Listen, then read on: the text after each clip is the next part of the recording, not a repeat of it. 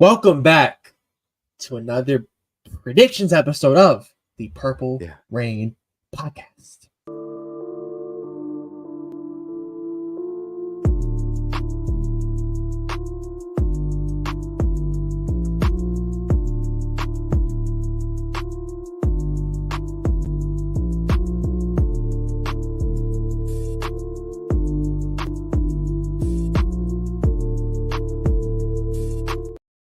Yes. Welcome back to episode 208 of the Purple Rain Podcast. The Aaron Elling episode, the Kyle Bowler episode, the Trent Dilfer episode, the Matt Schaub episode of the Purple Rain Podcast. How could I forget? I'm sorry. The best quarterback in the league right now, according to some statistics, according to a lot of experts, possibly the MVP, Super Bowl MVP. Number 8, Lamar Demetrius Jackson. Action Jackson. This is Lamar Jackson episode of the Purple Rain Podcast, so it has to be a good one. Thank you for coming through this episode. You can follow us on Instagram at the Purple Rain Podcast. Follow this guy on Instagram, on Twitter at Sudden Death. Follow me. Oh wait, by the way, it is Ravens. About to be the Ravens. Game on Sunday. So this guy 4 for his last 4 on Ravens parlays. So I'm gonna say 6 again. Have a play or two. You can follow me on Instagram at simplyas10.prod and on Twitter at simplyas10. And most importantly, our sponsor, Manscaped. It is November 9th, so we actually have Thanksgiving in exactly 2 weeks. Yes, sir. Start get ahead on those maybe Secret Santa, some gifts. Go on there, use code PRP, 20% off your whole order and free shipping. International. If you have somebody, out over the pond, out of the country, send them some Manscaped. We got you with the shipping. Don't worry about it. For sure. But happy Friday Eve, as K-Dog says it. How's it going? It's going well. I'd say, happy Friday Eve, happy Veterans Day Eve. If you're listening to this on Veterans Day, which happens to be tomorrow, happy Veterans Day to you if you're a veteran. But yeah, I'm feeling good. I'm optimistic going into this matchup against the Browns, but I got some butterflies, right? I got a little bit of butterflies in the stomach because of this one. I feel like it's going to be a much closer game than the week 4 game that we had a little while back. But spoiler alert, I do think we'll win this game. I think it'll be very close though. I think it'll be close. You guys will see my score prediction later on in the episode, but again, like Alex said, thank you guys so much for coming out to this episode 208, the Lamar Jackson episode of the Purple Rain Podcast. Make sure you guys like the video, subscribe to the channel if you are new, but we're going to go ahead and focus in on liking the video right now. We're going to go ahead and take 5 seconds of silence, as we normally do, to like the video. And go.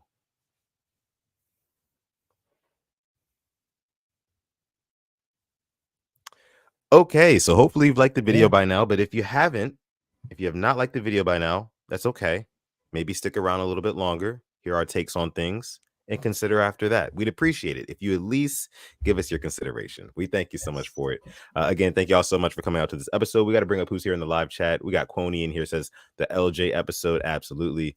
Raven Ron says, salute to my vets. I'm a 21-year vet myself. Airborne. Shout out to you, Raven Ron. We appreciate you and everything that you've done. Absolutely. Thank you. Yeah, thank you. We also have Dre in the building as well. Says, what's up, Purple Rain gang? What's going on, Dre? That's my guy right there. Darius, the official Purple Rain Pioneer. What's up, Darius? Appreciate you for coming through. Rico is here per usual. What's going on, man? J Prime 235 is in the house too. We got Mod K-Dog per usual. Y'all already know what it is. Says free and helps a ton. If you're new, please consider subscribing. Yeah, Purple Rain Pioneer. Always riding hard for the Rain gang is K-Dog, so we appreciate him. Absolutely. Let's see. Mod Rush in the building says, what it do, Rain gang? What's going on, bro? Appreciate you for pulling up. We got KLA Sports in here. We got Yolanda B in here. We got Chike in the house. We got Jeremiah. The Rain gang is in full effect tonight. Y'all already know what it is. Let's go ahead and get into what we came here for, though, right? That's some ball talk. Brought to you by Manscaped. You guys know we do it on Mondays, Thursdays. Today is the preview episode of the Browns game coming up on 1 p.m. on Sunday at CBS, our normal slot. So this is going to be a good one, but I'm going to let my guy Alex take it away with the I-Word report, aka the health report. We're going to put it on the screen for you right here.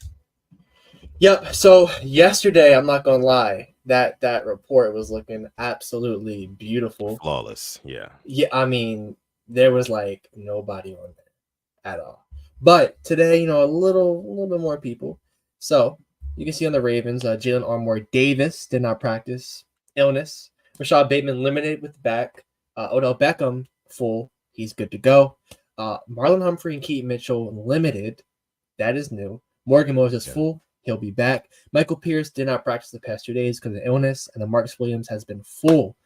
The good news, Marcus Williams will be back. It's looking like if he doesn't play, I really wouldn't be upset because Geno Stone has just been playing at that high of a level and Kyle Hamilton. Right. But if he is back, that means you're going to have Geno Stone, Kyle Hamilton, and Marcus Williams on the field at the same time. Good luck. I wouldn't want to be you. And then Morgan Moses coming back as well. I thought Patrick McCarry played a good game last week. So him coming back, it's good to hear, but it's better than years prior when we would have guys come off the practice squad and play starting tackle for us. I'm looking at the Marlon Humphrey and the Keaton Mitchell. Hopefully it's nothing serious, maybe just precaution. We'll find out more tomorrow. Yeah, that's what I was thinking. I think a lot of this stuff is probably a little bit more precautionary than anything. I don't think it's like game time or game time threatening or anything like that. I think it's just more so, hey, look, we got 2 divisional opponents back to back. So, we're going to give you some rest and we're going to designate it to whatever may be feeling a little bit tight. Because most of these guys, I mean, it's week 10. Rolling into week 10, most of these guys are dealing with something, even if they're not on the I-word report, most of these football players are dealing with something right now. And it's only going to get worse. I mean, that's just how it goes. It's football. It's a dangerous sport. Guys get hurt. But I think that this is more of a precautionary thing because like we said at the beginning of it, we didn't see hardly anybody on this report just yesterday, less than 24 hours ago. Exactly. So, yeah, I think it's more precautionary, not too much to worry about. Yeah, and Michael Pierce, he'll play, just battling illness. Hopefully he gets good. Yeah. Look at the Browns, though. Receiver David Bell did not practice the past 2 days. Amari Cooper is back. He's limited today. Grant Delpit's practiced the past 2 days. Marquise Goodwin has not practiced. So it's looking like David Bell and Marquise Goodwin will not play. We're going to see James Prochet. Kind of bittersweet for me. Somebody that I know we've always rooted for. I'm glad that he got another opportunity. He is on their 53-man roster. James, I love you. Come Sunday, no love lost. I hope you get a couple of catches in garbage time when we're up like 30-3. Outside of that, yeah, all I'm really going to say. Yeah. Want to say anything about that, about James Prochet? Yeah, I mean, like you said, it's bittersweet. You hit the nail on the head right there. It kind of makes me sick to see James Prochet in another uniform. Somebody who I just feel like we didn't appreciate enough, and he had his miscues early in the preseason, which kind of like knocked him out of contention from making the roster, right? But still got love for the guy. You know what I mean? Like he came up clutch in a couple scenarios a couple years back in a couple regular season games. Sure-handed guy. We know he's a good guy, creative guy, down to earth. Want to see him do well, like you said. Yeah. Hopefully it's in garbage time, though. Yeah, exactly. Moving on, Nick Harris full. DeJuan Jones, their tackle, has not practiced the past 2 days, so they're going to be down their left tackle and their right tackle. Odafe Owe, how you doing? Jadeveon Clowney, what we talking about? Yeah. David Njoku and Greg Newsome limited. One thing I'm going to talk about David Njoku, all right? This man has requested a trade like 5 times for the Browns. Best believe he will have a big play against us on Sunday. He only plays well against the Ravens and the Steelers. I promise you. I've checked his stats. He does good against nobody else but us and them. Now, I will say this before we get to Darius for a super chat donation. I will say this about what you just said, David Njoku. Kyle Hamilton is what we have to combat a David Njoku. I read this today. Kyle Hamilton actually has a 90% PFF grade when guarding tight ends this season. So he's been doing some good work against tight ends, and I think they stick him on Njoku this week. And I think we're good there. I think we're covered. I could be wrong, but I think we're covered there. I hope I'm right. Exactly. But thank you so much, Darius, dropping the 2-piece in the chat, making it rain here on episode 208 of the Purple Rain podcast. He says, anybody enjoyed that Ravens Wired episode yesterday? I actually did not watch it yet. Did you? I caught some of it. Lamar was mic'd up. Funny guy. Had the jokes out. Couldn't have been a better game for him to get mic'd up on. Between the Keaton Mitchell touchdown, the Odell touchdown, really, really cool to see. Yeah, I heard that I heard the vibes were high on this team right now. It seems like it's a We're little gonna bit talk about reminiscent of, the 2019 season and how better. things were all big truz, and I think it's better too personally, but Yeah, do you think that we're getting back to that sort of kind of feeling and like you said, like I said, vibe as well as a team? yeah. We can definitely talk about it in more, but I think this team, well, more Lamar Jackson, he's his own biggest critic, and he's really not happy unless things are perfect, which I don't think was there in 2019. I think, I mean, he really never got that reality check. I mean, rookie year he was doing his thing, and then when you're your first year as a starting quarterback, you go 14-2. You're like, I'm on top of the world. Nobody can stop me. Then we faced a little bit of adversity and we crumbled. I hate to say it, but that's what happened. Yeah.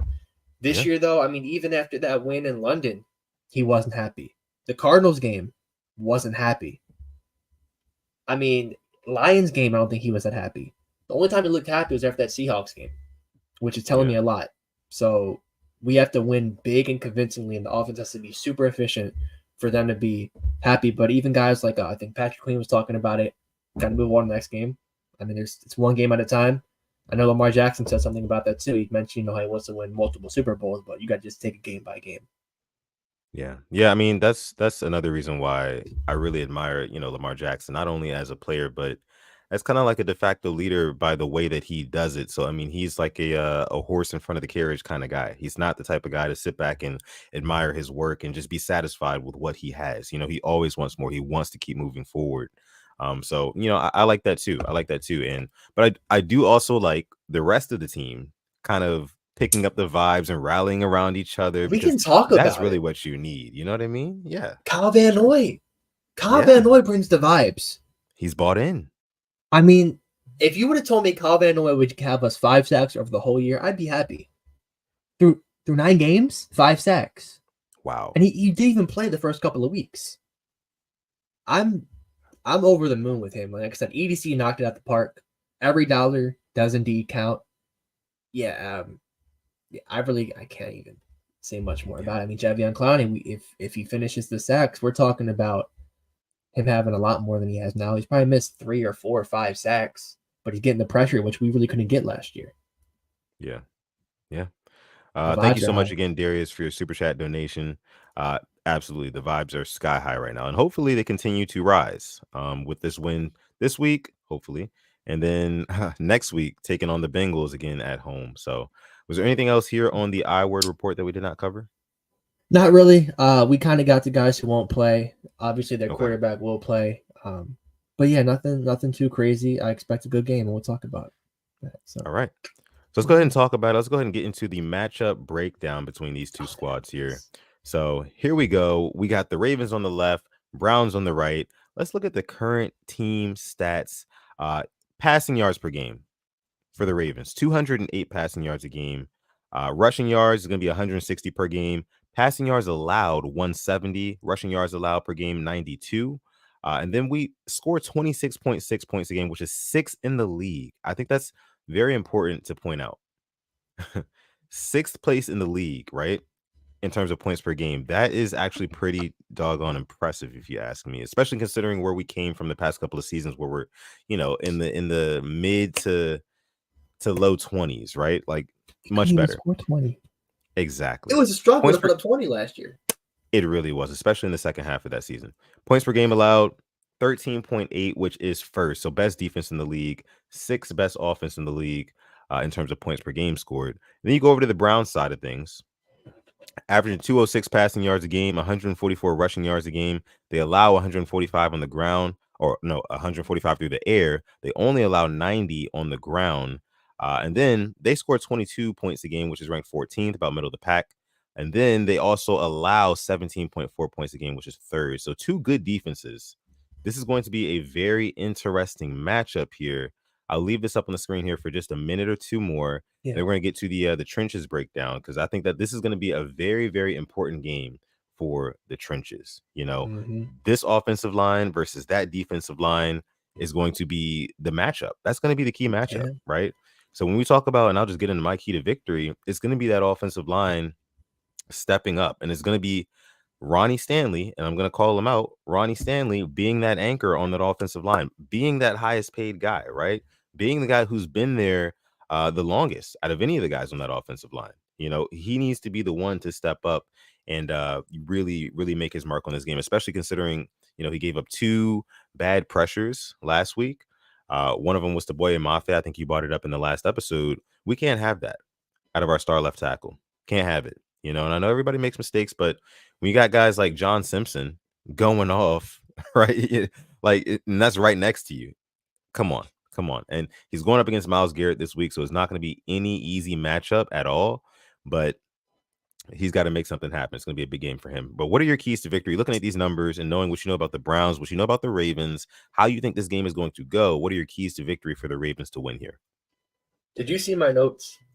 Because that's the exact key I had. Ronnie Stanley. I didn't. It's straight Ronnie Stanley. I mean, we went from him being a top 2 left tackle with him and Trent Williams, and now, man, he's kind of like maybe the shakiest one on the line as of right now. And I hate to say that. It's been back-to-back games. I mean, there was the Cardinals game, showcase. Yes, hit the like button. Thank you for that. In the Cardinals game, we saw that clip where Lamar made this really cool throw, but Stanley was getting bull rushed to the point, and he cleated Lamar to make him make that really weird throw and cool throw. And then, like you said last week, right? And that could have been I'm not going to talk about it. We only want good vibes here, but yeah, it's shutting down Myles Garrett, and I trust Todd Monken. I mean, we do have number 42 Pat Ricard for a reason. If Stanley needs help, which he shouldn't, we make $100 million. We do have Pat Ricard, and that's one thing I do really like about Todd Monken is Ricard has gotten his respect back from a lot of fans, including myself, because in Greg Roman's offense, he was kind of being made like a jester. He was a meme, catching the balls at the backfield, running these routes. He's still running some routes now, but he's blocking, which is why you pay him this money. Yeah. Surprise, surprise. And if he can help out with Myles Garrett, even if it's Darius Smith, that's big. So kind of 1 and 2 is shutting down Myles Garrett and kind of utilizing Pat Ricard to buy this offense more time, buy Lamar more time to get his reads downfield, or even open up holes for our running backs, Gus, Keaton, and JK. Yeah. Also, I think important to mention as well, the Browns like to run a lot of man coverage on defense. And we know what can happen against man coverage, especially with a run first team like the Ravens are. Of course, these teams know each other very well, but I think that this could also be a big game for our running backs. I think that guys like Keaton Mitchell, I think guys like Gus Edwards can definitely they can get something going in this game. And you'll see what I have for the Purple Rain parlay at the end of the episode. It's gonna be a good one for sure. But I think it's gonna be a good game for the running backs, and maybe even Lamar Jackson running the football too. I can expect maybe like 40, 45 yards out of him. So I didn't realize he put up 60 yards last week. Yeah, it's sneaky, right? Sneaky Quiet. 60 yards. Yeah, for sure. I mean, that's what Monken does. He was running the ball, and then Lamar just takes that read option when you're not expecting it, and that's how they just rack him up. So going ahead and taking a look at the trench measures here, like we said, this is going to be a big test for the Ravens offensive line, because you see in the top right-hand corner where it says pass rush, right? It's circled. The Browns are right up there with the Cowboys and the 49ers in terms of how good their pass rush is. We're about middle of the pack, about average. We do lead the league in sacks, or we might be like 2 now. I'm not sure if we're still. We lead still. We still lead? Wow. I can look it up real quick. Okay.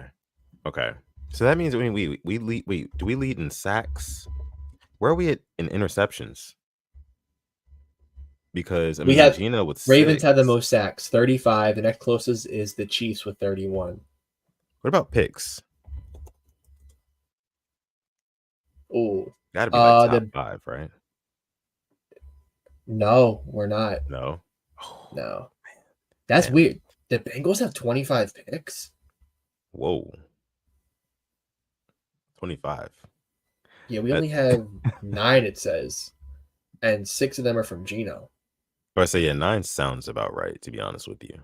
But damn, 25? I'm on Stat News. I could be wrong, but no, Stat News is legit. Stat News is legit for sure. Unless you have it like underneath another year or something, because 25 is crazy. It says 2023. Wow. Okay. Anywho, yeah, the Browns have an amazing pass rush this year. Zadarius Smith, Myles Garrett. Our pass protection, as you can see over here on the left side of the screen, top left, is pretty doggone good too. But it's going to be the hardest test of the season by far, I think, going up against this Browns defensive line, especially considering they're going to be more pissed off than they were in the first game. Especially, we pretty much blew them out. They're contending for a playoff spot. The whole entire AFC North right now is contending for a playoff spot. All of them, if the season ended today, would make the playoffs. So this is going to be a very competitive game, and I think it starts in the trenches. If you come down to the bottom left and right, you got run block measures here. We're a little bit better at run blocking than the Browns are, which I think will bode well for us. And then in terms of run defense, a little bit similar, but ESPN has the Browns rated higher in run defense than PFF does. So it's going to be kind of like maybe a stalemate there. But overall, and Alex, I want to kind of get into our score predictions here, if that's okay with you. Okay. And real quick, they only have 11 picks, the Bengals. I don't know where StatMuse got that from. I'm about to say, yeah. I just pulled up their 25? individual player stats. I'm like, I would have to hear a lot more. And if they actually had that many picks, I'm like, okay, Bengals are low key being disrespected. Only 11, so 2 more than us. Okay, that makes me feel better. Better. Okay.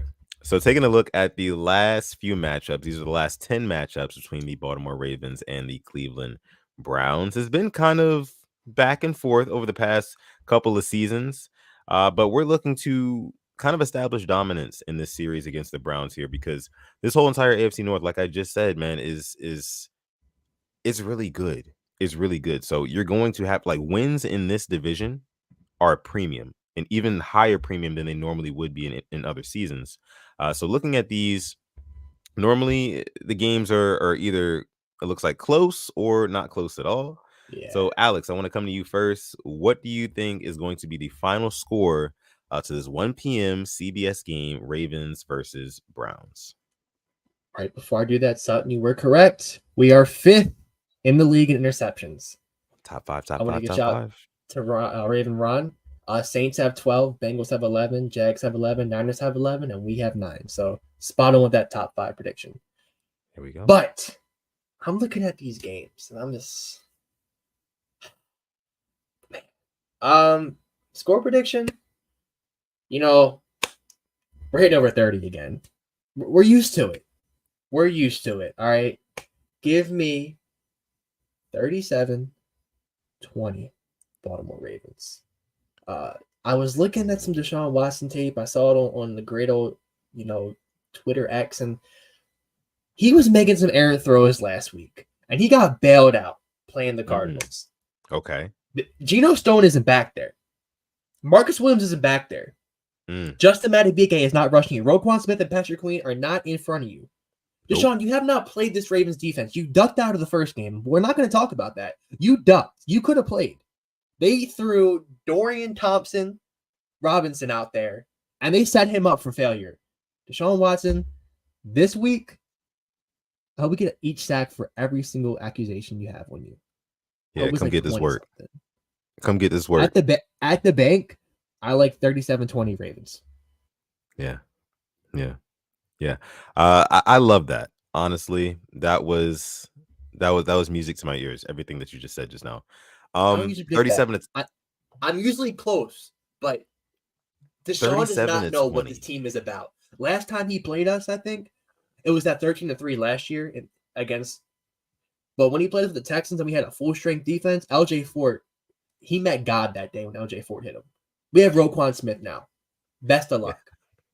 Yeah. No, I love that. And I think that 37-20 is actually realistic. I am going to say, I'm going to lean for it to be a little bit more of a closer game. I'm going to go with 27-23. I'm going to go 27-23 Ravens. Listen, man, these AFC North matchups this year, especially coming down the stretch like we are in right now, week 10 and beyond, I mean, we're in the thick of the season, Alex. These teams, they know each other. They know what they want to do. It's going to be much tighter. I can promise you that. But I can also see your point when you say 37-20. because this offense is flying high right now, and they're playing with so much confidence. They're going to be at home. We're relatively healthy. We just kind of seem like the Ravens really seem like a freight train right now, and they seem like they're only picking up more momentum as they go along. I know that Cardinals game wasn't the most explosive game. I get that, but got right back on track the next week against Seattle.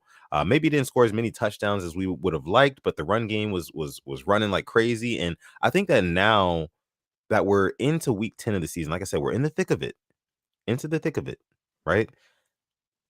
Todd Monken has got guys or got teams guessing. He's got defensive coordinators guessing at this point now. We're at a point in the season where you've seen enough of this and you've seen enough of that. So where you don't really know which one you're going to get. And what I mean by that is, are we going to come out in 11 personnel? Are we going to come out in 20 personnel and run the ball on you? Are we going to come out in 21 personnel? You don't know. And when we're in these different packages, we can do all sorts of different things because we have all sorts of different types of tools and weapons. On the outsides, we got receivers now, Zay Flowers, Odell Beckham Jr., Rashad Bateman, who I think is going to continue to make strides to step up for us. We got guys on the outside. And then on the inside, we got a Mark Andrews, who's arguably a top 2 tight end in this league. Maybe not top 2, after it's all said and done. But we got Lamar Jackson at quarterback, and then the running backs as well, the run game, Gus Edwards, Keaton Mitchell. Now it's all looking like it's coming together, and I don't know. So that's why I can say that I understand your point. 37-20, it's kind of lofty to me, but I think it's very possible.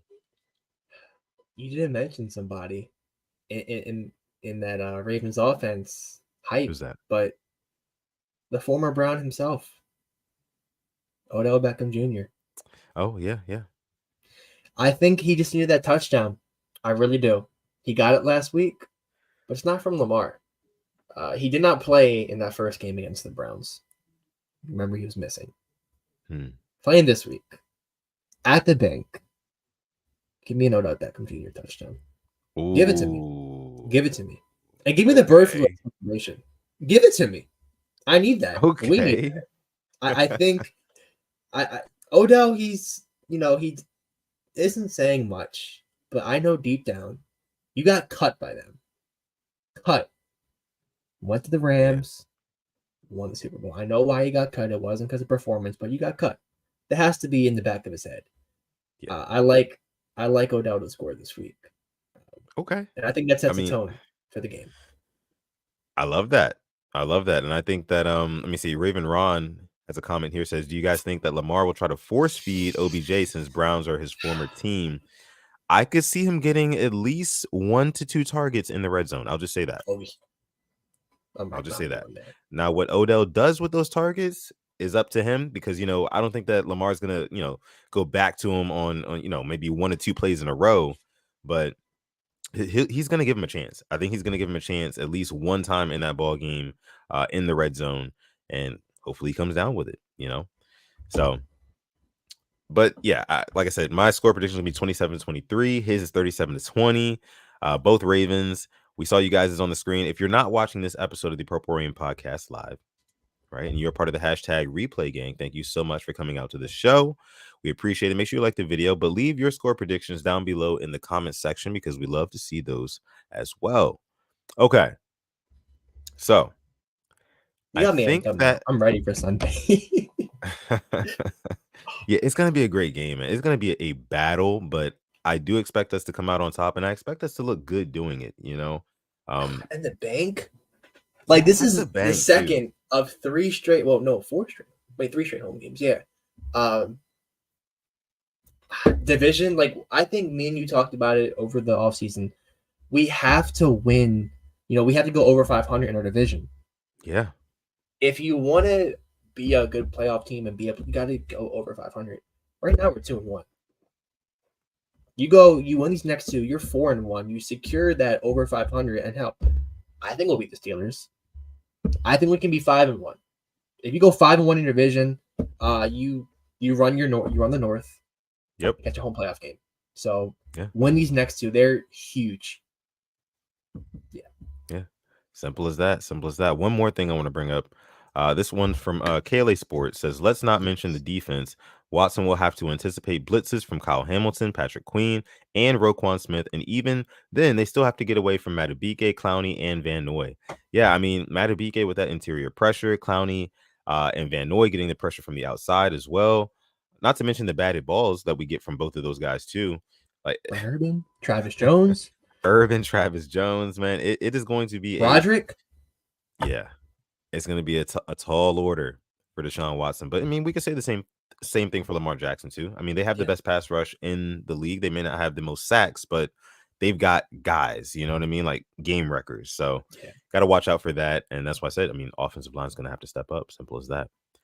Okay. Can you bring up Raven Ron's comment? He says Van Noy is 2.5 sacks away from career high in sacks. Oh, wow. And I hate how I just keep on thinking this in my head. Like, the teams that make a deep run, these guys have themselves career years. You know, you look at, what did this guy do in this year? You know, Van Noy having the career high. Hell, Broderick Washington having that fumble recovery. Jadeveon Clowney, Madubuike, Queen. Like, if they can just keep this up, man, like, I'm already high on this team, but I don't want to, get too high on them. But, yeah, Van Noy at his age, coming in, like I said, when we talk about who he was playing with last year, with the Bosa, with the Mac, but with a Clowney and with the Owe, he's pushing towards career high in 9 games. I love it. Yeah. I mean, and like you said, I mean, the vibes are high with him too. He's an energy guy. He's bought into the team, and you love to see that, especially going into the later parts of the season. We're going to need that energy. We're definitely going to need that energy from him. Let's see. We have another super chat donation. This one's coming from the Don. Dropping the 5-piece in the chat, pulling up from deep. We appreciate you, Don. Says, love this team. Keaton Mitchell, I think, is the missing piece that puts us over the top. Hit that like button. I know that's right, Don. Hit that like button. Hit the like for Don. We appreciate you, bro. Yeah, I think the same thing. I think I also said it on Monday's episode, right? I mean, we were lacking the home run ability at running back, and I've been hearing every national media, sports analyst, expert say that this week, you know, that we have it now. And I mean, I think it's true. I heard somebody say, I was listening to Lunch Break Hot Take, you know, with our guys Jose and Brodney, and so appreciate them. Shout out to them. Make sure you guys go ahead and check out their channel as well. But I think Jose was saying that we got to pump the brakes, right? On we got to pump the brakes on Keaton Mitchell because it's just one game, and the Seahawks were a little bit defeated, and I was like, you know what, maybe he's right. Maybe he's right. Even the Seahawks defense was pretty good coming into that game, especially their front seven. Maybe he was right. Maybe they were defeated by that point in the game because I think it was like third quarter when he really started to take over like that, right? I think it was second. Wait, I think it might have been second. He had that one drive. I'll pull it up. I know I had the video on my phone. I thought it was second half. I could have sworn it was second half. I could be wrong, but either way. KLA Sports says here, Keaton Mitchell was what we expected from JK. Yeah, kind of like, and we're not even talking about J.K. Dobbins right now as he still rehabs, but I mean, his future is, don't even want to get into that one, right? We got to see what Keaton Mitchell does over the next couple of weeks, and if he can finish the season healthy, if he can continue to produce, it's going to be a little bit rough for J.K. Dobbins, especially considering that he wants to get paid. But thank you again for your super chat donation, Don. Alex, you were still looking for that not J.K. Dobbins, but Keaton Mitchell stuff? Yeah. Of course, I have an ad right now on my own video. Insane that I'm demonetized, but thanks, I guess. I mean, I'm not. YouTube's just taking my money at this point, so that's thanks. Funny. The first, I think it was like a 9 or 10 yard carry, 751 in the second quarter. Okay. Wow. So, man, that makes my bet. I'm not even gonna say anything else. It was just 7 nothing. Purple Rain. Wait for the Purple Rain parlay segment. I'm just gonna say that. Wait for that segment. Okay, we got another super chat donation. This one's coming from Chike. What's going on, Chike? Dropping the 2-piece in the chat. Thank you so much. Says I'm going 27-24 Ravens in the theater. Man, it's gonna be close. I think I agree with Chike here. I think it's gonna be a 3 to 6 point game, 7 point game, something like that. I hope not. Yeah, I hope not too, but that's my prediction. Have you seen the stat that the Ravens have only been losing in 9 minutes of all their games this year? Yeah, I mean, 9 I believe minutes. it. I And you think believe it. about that Colts game, they kicked that game winner at time in OT. Yeah, man, this is a special team. Really, all I got to say about that. Raven Ron Yeah, says correction. Van Noy is 2 sacks away from his career high. In 2019, he had 6.5 sacks and then was Super Bowl champion that year. Yep. I think when the Rams lost, that hurt me. That was a bad. incredible season off the couch. Nobody Tyler wanted them. Brown. Tyler Brown says, "What up, fellas? Catching a live, Simply and Sutton looking for the parlays for tonight's game and the Ravens one. We got you covered. Make sure you Hey, stick got you a around couple of plays for tonight. Don't worry for about it. sure. I got you. We got you. We got you. Okay, let's go ahead and get into some picks. I think it's time for some picks, right? So before we're pre-streaming, Son tells me we did good last week. I'm excited. I've been waiting for this. We actually did pretty damn good. We outdid ourselves, if I do say so myself. So last week, week 9, look at the pick percentage there. I picked at 93%. Alex One at off. 86%. We crushed it. What one did you get wrong? It was you know what? I think it was who did the Colts play last week? Can't quite remember, but I think I picked the Colts to win and they lost. I want to say Panthers. They played the Panthers. Was it that game? Was it the Vikings Falcon? No, you picked the Vikings. Yeah, I picked the Vikings in that one. I can't remember who it was, but Raiders Giants. No, I picked that Bills one. Bengals. No, you picked the Bengals. No, We I picked both the picked Bengals the in that Bengals. one too. Yeah, I can't quite remember who it was, but Bucks, either Texans? way, I don't know. Nope, I picked the Texans. I picked the Texans, and I was surprised I picked the Yeah, Texans. I was like, wait, when I was rewatching, I was like, wait a minute. I thought I would have picked the Bucks, but no. But yeah, we crushed it last week, so all the more reason to stick around. If you want to build a parlay right here, right now, based off of our picks, you can see what we're doing to them. All right. So Alex, you guys know how we do here. We got to cue up the music for the weekly picks. I'm ready to get into it. Alex, are you ready? I'm ready, and so are all 60 people watching. Let's do it. Yes. Thank you guys so much for watching. Make sure you like the video. It's time to get into some picks. Week 10. Here we go. Here we are. Tonight, Panthers, Bears. I don't really know about the team, but I really want DJ Moore to go off for fantasy purposes. Give me the Bears. Yeah, I'm going with the Bears in this one too. Pretty easy for me. The Panthers just don't have anything going right now. They seem like a kind of a dumpster fire. I feel kind of bad for Bryce Young. A lot of people are saying he's not it, but he really doesn't have much of a supporting cast around him. The Bears just have a little bit more right now at this very moment. So I'm gonna go with the Bears. All right, I feel bad for those in Germany because you get Tua and Mahomes last week, and this week you get Gardner Minshew and Mac Jones. Colts and Patriots, 9:30 in the morning. If you want to sleep in Sunday and not watch football, believe me, I totally get it. Yeah, I like the Colts in this one. Yeah, it's like, I mean, even with this Thursday night game, it's like if you want to miss out on this one, we totally get it. If you want to miss out on the Sunday morning game, we totally get it. But I got the Colts in this one. All right, we have the Packers and the Steelers. The Steelers who somehow pull these games out of their rear end every single time. Packers coming off a nice win against the Rams. I'm gonna go with the Steelers. I think they're gonna somehow be 6-4. I don't understand how, but they will. Yeah, I got the Steelers in this one too. Next up, we have the 49ers and the Jags. The Niners coming off of their bye after the 3-game losing streak. Chase Young will be making his Niner debut against the Jags, who look pretty damn good as well. I'm going to go with the San Francisco 49ers. Usually I've been going with the Jags this year, but they're getting healthy. Trent Williams and Deebo Samuel should be back. Paired up with Ayuk. Purdy's going to be good. And then, of course, you have Chase Young, Randy Gregory, Nick Bosa. Although he's playing Trevor Lawrence, so Nick Bosa probably won't do well, if you know what I'm talking about. That's why they got Chase Young. Give me the Niners. I'm going to go with the Jaguars in this one. The Jaguars, I think, are playing some of the best football in the league right now. Worth noting, I don't think Trent Williams is going to play for the 49ers. Okay. Yeah, so Trayvon Walker's been having himself a quiet, but I think kind of nice season. Give me the Jags in this one. Okay. Okay. Next up, the Saints and the Vikings. Tell you what, last week I wouldn't have thought this would have been a good game, but Josh Jacobs went in there, won himself that ball game. Saints had that win last week. I mean, the Saints right now are playing for the NFC South. It's theirs to lose. The Vikings, on the other hand,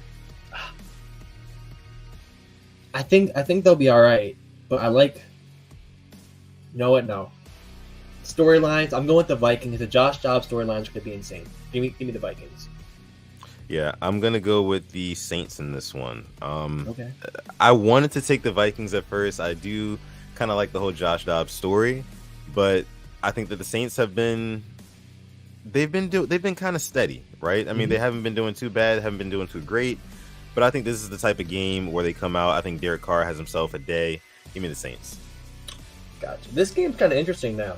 The Texans and the Bengals. T. Higgins is not going to be playing. Jamar Chase is banged up.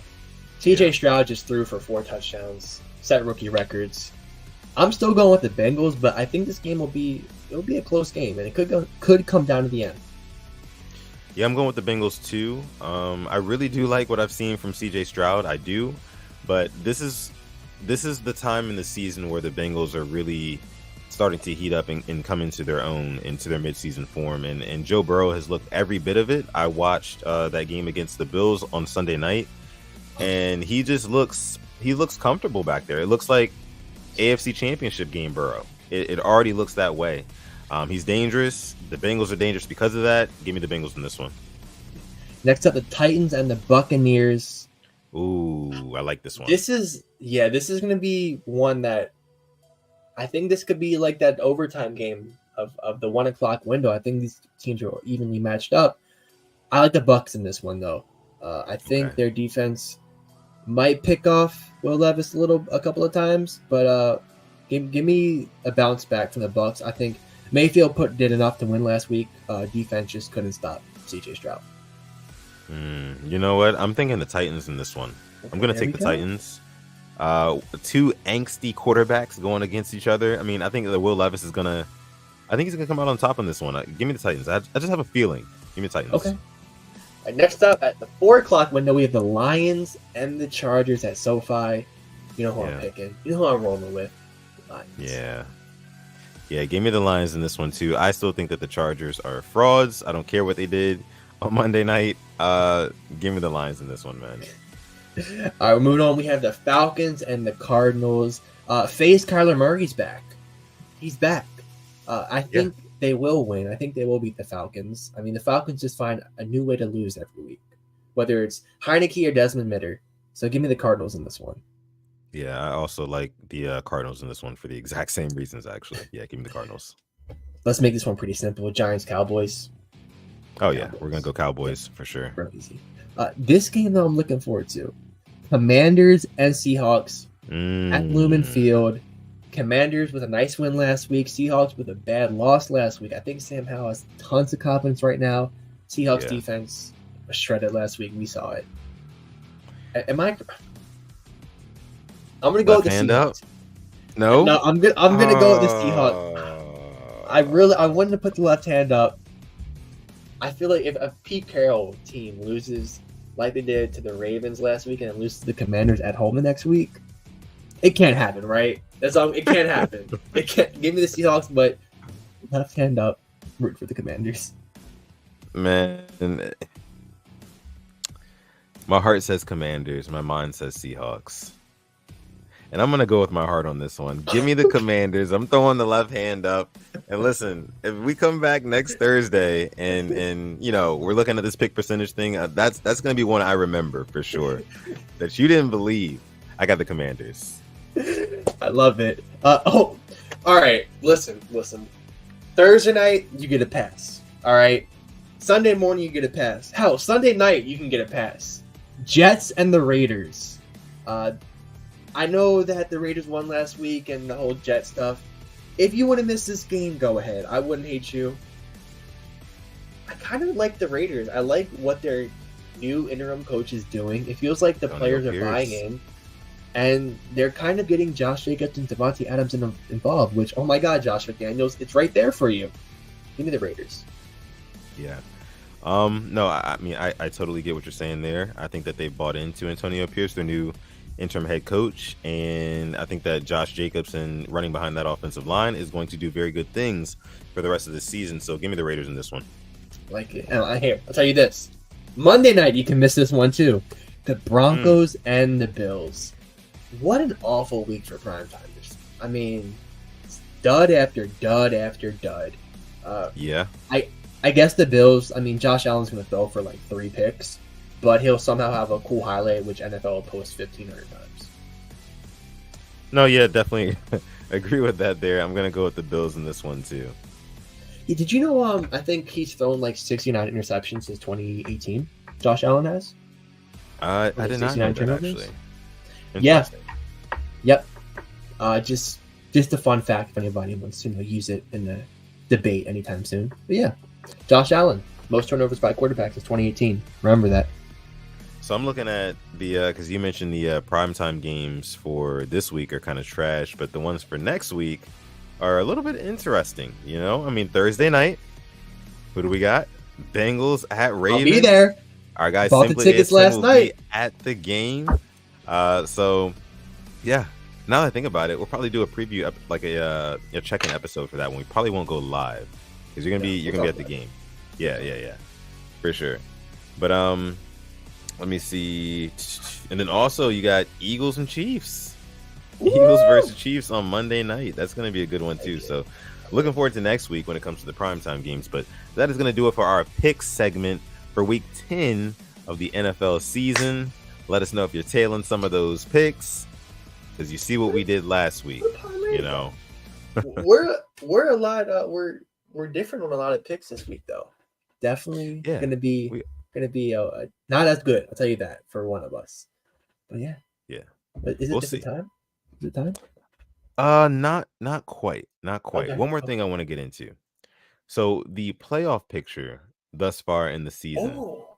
Wanted to bring this up and kind of get you guys' opinions on it. So I think that 10 weeks in, we have a pretty good idea of what, how things are going to shake out in terms of, what playoff teams are going to be here and which ones aren't. Now, in the AFC, you notice there is no Bills, right? There is no Chargers. They're not there. But the Ravens are at the Ravens are at the 2 seed. So if the season ended today, we'd be playing the Cincinnati Bengals in the wild card, which would be interesting to say the least. I love it. That would be crazy. I fucking love it. Alex, so my question to you is, I know you say you're loving that, but would you rather have that first round bye? No. No. Why? I just don't trust John Harbaugh. I mean, why can the Chiefs get it and they're fine? The Titans had it last in 2021. The Titans were the number 1 seed 2 years ago with Ryan Tannehill at quarterback. Think about that. That's so weird. Yeah, I do remember. And they lost. Bengals go in there and beat them.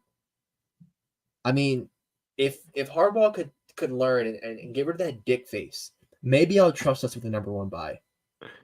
I found more pictures of him with that goddamn face in my camera roll, and it pissed me off. I have like 5 or 6 of these pictures of him just looking at nothing. But yeah, no, I mean, I kind of go ahead, have the 1 seed Chiefs. I want us to be the underdog. I want us to be doubted. I want people to say Lamar can't do it. So yeah, I'll take the 2 seed and let's go on a roll. Let's go streaking. Yeah. No, I mean, I agree with that too. Because after that Titans game, I'm kind of scarred for life. Kind of scarred for life after that. So I agree. But I just wanted to bring that up on the screen really quick because I mean the way that things are shaking out right now, it's looking like the Ravens are going to be a top 3 seed in the AFC by the time things are all said and done. So well on our way. Ravens just have to keep it up. They're not even. I don't think they're even in mid-season form just yet. There's still a couple of kinks that need to be ironed out in order to make this team like upper echelon and to reach its full potential. But looking good so far, nonetheless. And we've lost our last 2 home playoff games, 18 and 19. Yeah. So we got to get that fixed up. We're at the bank. You got to win those games, man. So, yeah. Okay. Now, just a quick update on the Rain Gang Okay. Fantasy League. Nope. So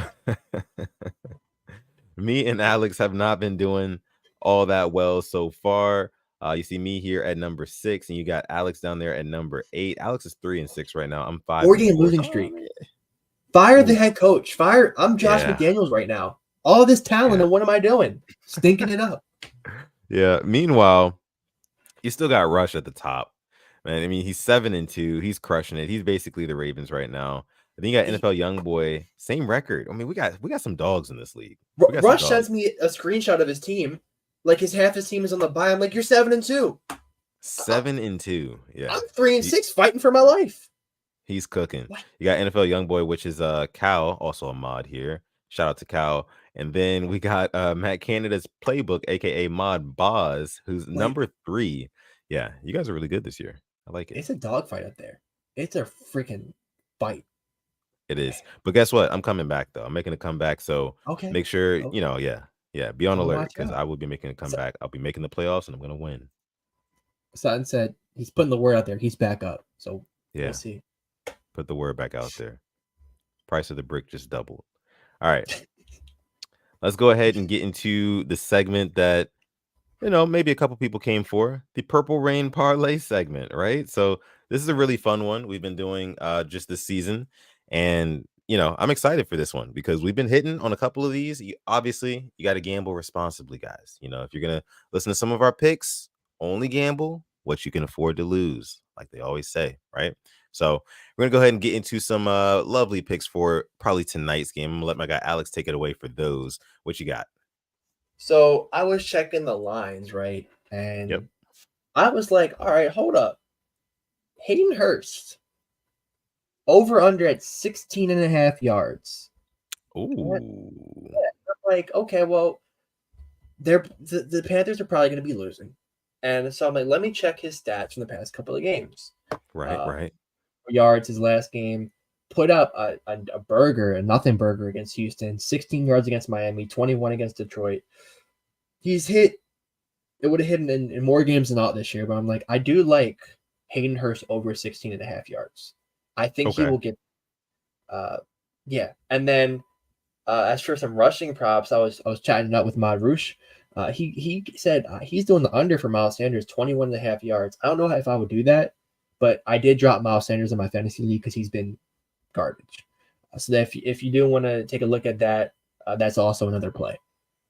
The unders, man, it's so hard for me to take unders, dog. It's just, because you know what happens. As soon as you take an under, that's when they start going off, man. And it's just, I don't know. With the way my luck goes, I would rather root for a guy to do something than root for him to not do something. That's just how I think. But, sports bettors love people who think like me because they make money off of that, you know. But hey, it is what it is. But I like those picks. I like those picks, though.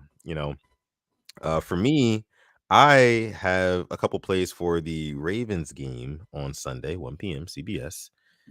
I'm gonna go with, and here's the funny thing, right? This line is not available currently as I'm saying this, right? But it was just up maybe like an hour ago, right? Keaton Mitchell, guess what his rushing line was at? Just guess. Okay. Yards, right? Yep. 27.5. 21.5. All right. He got another 3 carries. Exactly. Minus 114 for 21.5. They took it down. I bet they did. I see you, Vegas. I see you, scammers. They know. Yep. They know. I assume that when that line becomes public again, it's probably going to be closer to what you said, like 27.5 or something like that. That would make more sense. Either way, I'm still hammering it. Right? Yeah. Don't care. Yeah. Put the light bill on it. All right. Put the mortgage on it. Might as well. Put the car payment on it. Guess what? Because it's cashing. That's cashing. I'm telling you. I mean, the Ravens are going to want to see what this kid can do, and if he gives the green light on, what is it, the hamstring that he's dealing with right now? If he gives the green light on that come Sunday or Saturday, right, tells the trainer he's good to go, I think they're going to feature him, right? He's going to get another 9+ carries, more than likely. We know this is going to be a lot of running the football. So yeah, we can expect to see some Keaton Mitchell, and we can definitely expect over 27.5 if that is his line. We expect it to be around there. Hopefully they re-release it. Maybe it's at 22.5 or something like that. Still hammer it. If it's anywhere in the vicinity of 30, hammer it for Keaton Mitchell. I'm telling you, that can be a good line for you to play as a part of a parlay or a straight bet, to be honest with you. Other than that, I always like to look at our guy Mark Andrews and his receiving props, right? So this week he is set at over or under 46.5 receiving yards. You know what I mean? And I'm going over. I'm going over on that. Mark Andrews is he's the type of guy, he likes to go off against the Browns, right? And like we saw last week, Lamar Jackson, 10 targets to Mark Andrews. I think we see a similar trend here, at least 8 targets or so, right? And with that many targets, I think that he can definitely get over 46.5 yards. So those are going to be my 2 plays for the Ravens game. Mark Andrews over 46.5 yards, and then Keaton Mitchell over on his rushing yards. Whatever that may look like when they drop those lines on whatever sports book that you bet on. I happen to bet on FanDuel. Yeah, hammer his over, as long as it's not anything ridiculous. Can I interest you in a James Prochet first touchdown score? Plus 5,000. No, you may not. You cannot interest me in that. I Plus will 5,000.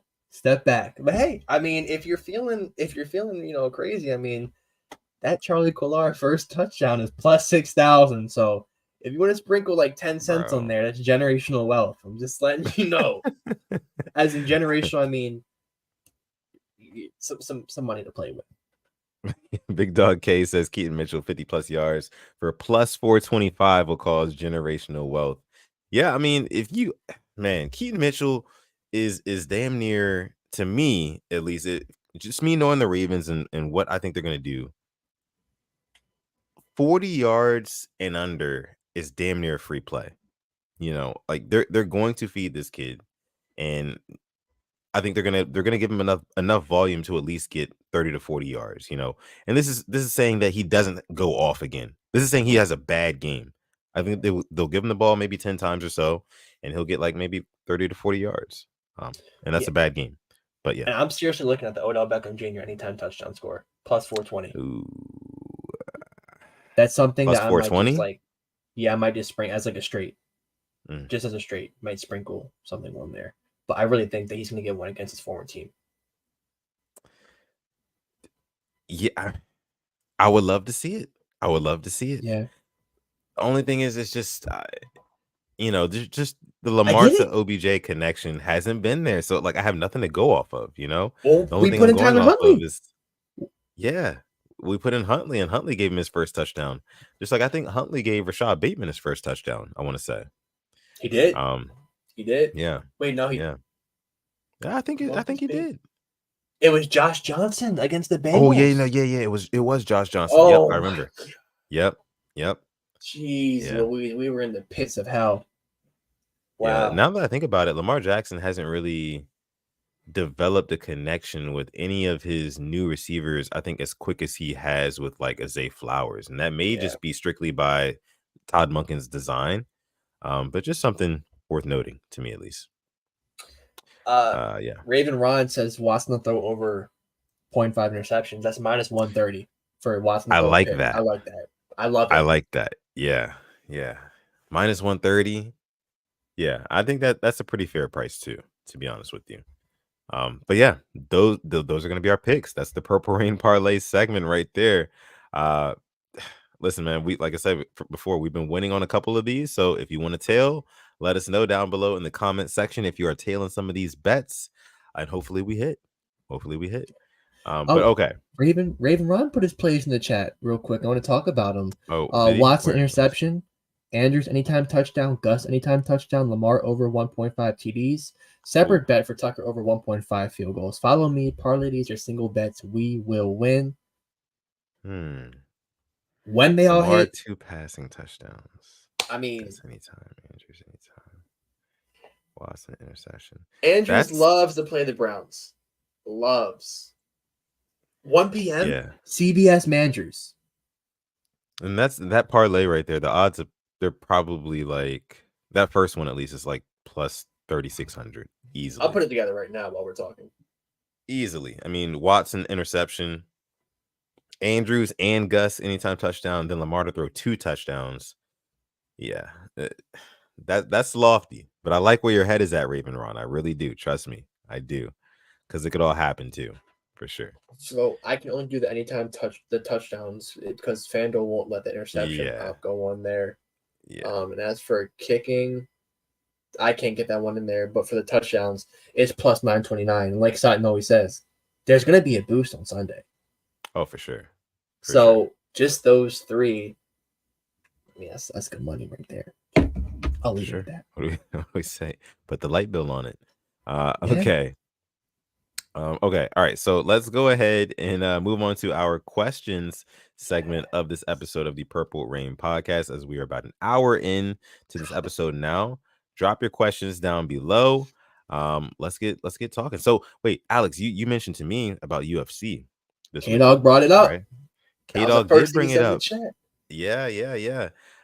So UFC 290, what is it, 7 this weekend? Yeah. 297 or 298, one of those. Gonna be a big card this weekend. We got Yuri Prohashka coming off of like a year layoff, had to relinquish his belt. He did it willingly. He's going and taking on Alex Pereira now, who is just a killer, an absolute killer. As you guys know, he knocked out Israel Adesanya, or at least he stopped him by TKO, then got knocked out by him in the next fight. But 2 really, really good strikers in this one. I think that it's going to be a really good fight. K-Dog corrected me here, says UFC 295. Thank you, K-Dog. But I think that I'm gonna go with Alex Pereira in this one. I'm gonna go with Alex Pereira. I think that he is the more dangerous fighter. If there's either one of these guys could, knock each other out, like which one is more likely to happen? I got Pereira knocking out Prohashka before Prohashka knocks out Pereira. And I did see the video, K-Dog, about Daniel Cormier getting leg kicked by Alex Pereira. That one was interesting. Leg kicks from any MMA fighter is gonna hurt, especially when you're not like in a fight and your adrenaline is not on 1,000. It's gonna hurt. It's gonna hurt really badly. So I didn't really put too much stock into the video, but because it's not like Yuri Prohashka is gonna crumble underneath that same leg kick at 25%. But Alex Pereira does have some good leg kicks though. It's gonna be a good fight. I got Pereira. Who do you got? It's crazy. I hated Pereira when he was fighting Izzy, but I like Pereira now. I really do. Yeah. I want to see him win. I am no UFC expert to this right now. I just like watching certain guys fight. He's one of them. He's just different. Yeah. And he's really active too. He fights a whole lot. So yeah, that's why I liked when I first started watching. That's why I liked Usman Oliveira. I was always watching him fight, and Izzy too. They were always fighting. And that's why Kevin Holland's one of my favorite, because he literally was fought. I think he fought 4 or 5 times in 2020. Yeah, he was fighting a lot. He's always fighting. I like guys who fight a lot. Okay, let's see. We have another question. Oh yeah, in the co-main event, Sergey Pavlovich versus Tom Aspinall. I've got Sergey Pavlovich in that one. If you want to do a two-leg parlay on that one, see what the odds get you there. We got another super chat donation. This one's coming from Chike. Thank you so much for dropping a 2-piece in the chat, making it rain here. It says thoughts on the Michigan Wolverines sign stealing. I didn't read up on this too much. Did you? Typical Harbaugh behavior. Typical Mickey Harbaugh behavior. You know what I'm talking about? Like, what happened? John's just chilling. Listen, I really haven't dove deep into it, but I'm gonna be wrong here. So please do not. What I think was there was some guy on the sidelines who was scouting and he was stealing the signs. You know how like in college you have these boards that they'll pull up. Yeah. When I was at the Maryland games, like some teams would have the most outrageous things on their boards, but it's play calls, and I think they like videotape them or something and just kind of like steal them, and they knew what they were running. It's kind of like Patriot behavior, something that Bill Belichick would do. The guy got fired, though. That was the main guy behind it. Now, Jim Harbaugh, I think he wrote a letter expressing like his, just kind of apologizing. I'm not too sure. I don't really think anything's gonna happen. I don't think Michigan's gonna win the college football championship this year, but who knows? Jim, just stupid stuff. Jim and them damn khakis. He does love him some khakis, doesn't he? Now I think I mean, about it. if they play Maryland in Maryland, I think in 2 weeks or next week actually. So I would love to get to that Right? game because You Maryland just get to see got him. mollywopped by Penn State this past week. It was bad. Let's see. We got a question coming from Falou. Says, "Hey PRP, do you think our DBs aren't really getting tested because of our great pass rush?" I think B. Steve's getting tested. I saw a stat about Marlin. Like Marlin's been locked down, and Yeah, I've he seen fans has. disrespect Marlin. Oh, she doesn't get picks, so you want Trayvon Diggs? You want a defensive back that gets up 1,000 yards passing, Right. but he gets you picks? Because I think we're just doing just fine with Geno Stone getting these picks as well. Because Marlins, they're not testing him, or if they do, it gets broken up. Yeah. Yeah. I mean, the sign of a good cornerback is when you don't hear his name all that often, right? And we haven't really been hearing Marlon Humphrey's name all that often. So, and like I think I saw the same stats as you did earlier. Yeah, he's been locked down recently, and the numbers show that. And like you said, B. Steve, he's been pretty good this year too. And now we've got some playmakers. There's been some pass breakups this year that you know wasn't really on the defensive line. It wasn't really errant throws or anything like that. They were good throws, just broken up by good DBs. So I think it goes kind of hand in hand, like it should. Both of them deserve, I think, an equal amount of credit, the secondary and the pass rush at this specific time. Yeah, So and yeah, speaking of our pass rush, I actually sent Sutton this. It was a pass rush metrics chart, and Owe they said has flown largely under the radar on a stack rate. And he's looked like a different player, and we were kind of talking about it. If he could really finish these sacks and come into his own as the weather gets colder and we get into more meaningful games, it would really do wonders for this defense. It was nice talking ball with you, Sutton, at like 2 o'clock today. I think it's very yeah, refreshing. right. Um, Yeah, but I mean, hopefully, like you said, hopefully Owe can be the one to step up and start finishing some of these sacks because we need a premier pass rusher. We need that game wrecker, that guy that defenses have to kind of key in on. Right now, it's just kind of like pass rush by committee, which I have no problem with. But every team likes to have a guy. Every team likes to have a TJ Watt, a Bosa. It's just nice to have. Okay. This one's coming from Raven Ron. Will Chet Holmgren or Victor Wembanyama be the NBA Rookie of the Year? Both guys having pretty decent seasons so far. I think that Victor Wembanyama will be the Rookie of the Year. One, because of the name, of course, and his stats right now are slightly better. I think they'll only continue to get better as the season goes on. So yeah, give me Victor Wembanyama in this one I think Wemby. for sure. Let's see. Rob Jack says Flowers TD this weekend. Zay Flowers. Do you think he can get in the end zone? I think he can. I don't see why he couldn't. Hmm. I think because he really hasn't been targeted that much. They might think Conan more on Andrews or Odell, but at least Flowers. Yeah, I mean, it's been kind of weird with Zay Flowers recently. He hasn't really been getting, too much done in terms of production, but I just want to see more deep looks to Zay Flowers. Like what we saw in the first couple of weeks. I want to see us, throw the ball deep to Zay and let him make plays, let him run underneath it and make plays because I think he definitely has that ability. We just haven't really tested it all that much. It's just more so like short passes, intermediate kind of, but nothing really deep though, and nothing deep that comes from within the pocket either. Yeah. So I think that's another thing. Let's see. Don C. The Don says, question. Raven Ron asked this earlier. Will having Geno Stone on the field start creating coverage sacks? I don't think so. I don't think so because, I mean, as much as I love what Geno Stone is doing right now, is not necessarily, I don't think he's necessarily like locked down. Like you gotta know where this guy is at on the field at all times because he's just that much of a ball hawking safety. I mean, I don't want to say he's gotten lucky on some of his picks, but he has benefited from right time, right place, and he is hungry. He's getting hungrier and hungrier. I said that on Monday's episode. I think that's why he's got more of a nose for the football now. But I don't think that it necessarily means that it's going to start creating coverage sacks because the opposing team's quarterback is going to be looking for Geno Stone at all times on the field. I think, like, I'm not gonna say like low key disrespected, but I think teams will still fear Marcus Williams more than Geno Stone, which I don't. I mean, I think you should fear some guy who has 6 picks on a defense, but if you have both of them on the field, that can cause an issue. Yeah. But if they want to keep throwing that ball up, man, that's fine by me. Go ahead, throw it up, because he's catching them. So Yeah. He could have had another one, actually. I was rewatching the game on like that 4th down, but he couldn't get his hands on it, so they turned the ball over. Right place, right time. Good instincts. We'll go ahead, end it with this question here from Lisa. Thank you so much, Lisa. Says, what about Pancake Pat getting a touchdown on Sunday? I wonder what the odds are for a Patrick Ricard touchdown. I don't think it's probably plus not even 4,000. I'm pretty sure. I'd bet on a Patrick Ricard touchdown over a Charlie Collar, to be honest Whoa, with you. whoa. I'm gonna be honest with you, bro. I mean, at least Ricard sees the field. Yeah. At least Ricard doesn't catch this year. I don't think Collar does.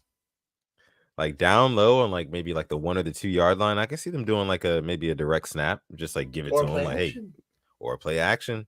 Yeah. The So Pat okay. Ricard plus 1,700. Oh, so he is on there plus 1,700. The only person with higher odds is Charlie Collar. Charlie Collar is not gonna score, bro. It's just he's probably gonna score in like week 17, to be honest with you, something like that, like he did last year. Okay. Oh, boy. I think we're gonna go ahead and leave it there for the question segment in this episode of the Purple Rain podcast. Again, thank you guys for coming out to this one. It's been a blast. You can find us on Instagram at the Purple Rain Podcast, like you see down below. You can find me on Twitter or Instagram at Sutton Def if you want to follow me for some of those parlays. I will be posting one Sunday morning on Twitter, so be on the lookout for that. Follow this guy over here on Twitter at simplyas10, on Instagram at simplyas10.prod. Make sure you subscribe to him on YouTube and also follow him on TikTok as well, because he's got good content coming out across all platforms. Absolutely all platforms. So make sure you get with him on that. And then, like he led the episode with, Manscaped, our sponsor, right? It's officially the gift giving season. So you can go on manscaped.com, get your loved one something off of there. If you want to, make a whole laundry list of stuff and order it, guess what? You can get 20% off courtesy of us here at the Purple Rain Podcast by using our code PRP. You're going to get 20% off plus free international shipping. Again, just want to thank everybody for coming out. Make sure you like the video before you get out of here. Subscribe to the channel as well if you are new. And with that being said, I'm going to let my guy Alex take us out. Thank you to everybody who liked this video, who came through, and a big thank you to Darius, Don, Chike for the super chats. Thank you so much. Yes. You don't need to do it, but you doing it really means a lot. So thank you all. Thank you to everybody who commented and interacted. It means the world. As always, stay positive, test negative. Yeah, and never, ever, ever forget, even on the rainiest of days, to call God. It's been episode 208 of the Purple Rain Podcast. We're going to catch you guys in the next one.